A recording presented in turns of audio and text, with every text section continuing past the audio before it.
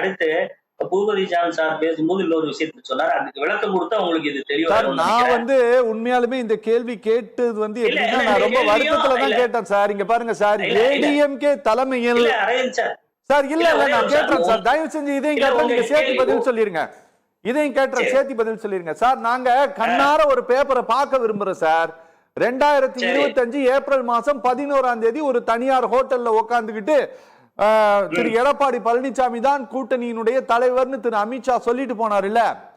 2026 April மாசம் வரப்போகுது sir, எலெக்ஷனே வரப்போகுது. நாங்க அதிமுக தலைமையில் பாஜக 27 இடங்களில் போட்டியிடுகிறது என்று முடிவு செய்யப்பட்டது ஒரு பேப்பரை பார்க்க விரும்புறோம். நாங்க ஒரு வருஷமா ஏங்கிக்கிட்டு இருக்கிறோம் சார், ஒரு வருஷமா ஏங்குறோம், எங்களால பார்க்க முடியல.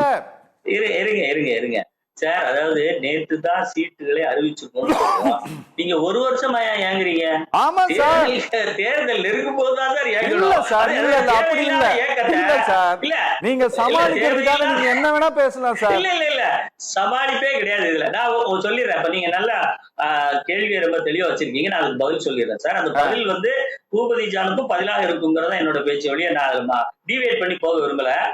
என்ன தெளிவா சொல்றோம்னா, அதாவது நீங்க அன்புமணி ராமதாஸ் டெல்லிக்கு சென்று கூட்டணி பேசினார் நீங்க சொன்னீங்க.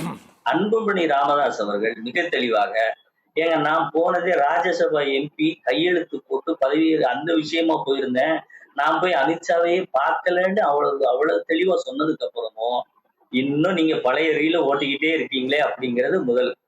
அடுத்து அதே மேடையில அதே அதிமுக தலைமை கழகத்துல வச்சு அம்மா மக்கள் முன்னேற்ற கழகத்துடைய பொதுச் செயலாளர் டிடிவி தினகரன் நான் தேர்தல் வியூகங்கள் தேர்தலை சந்திப்பது விஷயமாத்தான் பேசினுடைய கூட்டணி சம்பந்தமாக பேசவில்லை என்று அவரும் தெளிவாக சொல்லிவிட்டார்.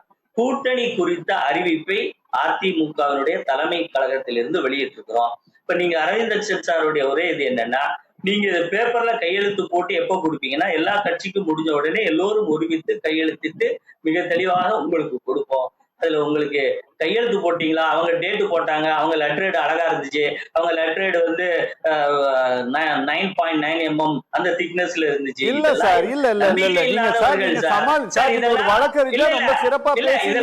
நம்பிக்கை இல்லாதவர்கள் எங்க மாறி ஓடிடுவாங்களோன்னு, எங்க கொடுத்த சீட்டு திருமாவளவனுக்கு எக்ஸ்ட்ரா 2 கொடுக்கும் போது கம்யூனிஸ்ட்கள் அதிர்ந்து போயிருவாங்களோங்கிற பயத்தின் அடிப்படையில இது எழுதி வாங்கப்படுகிறதே ஒழிய நம்பிக்கையற்ற தன்மையின் அடிப்படையில் எழுதி வாங்குவதை நீங்க இது பெரிய ஒரு புரோபகண்டா மாதிரி பண்றீங்க சார் இந்த கேள்வியை.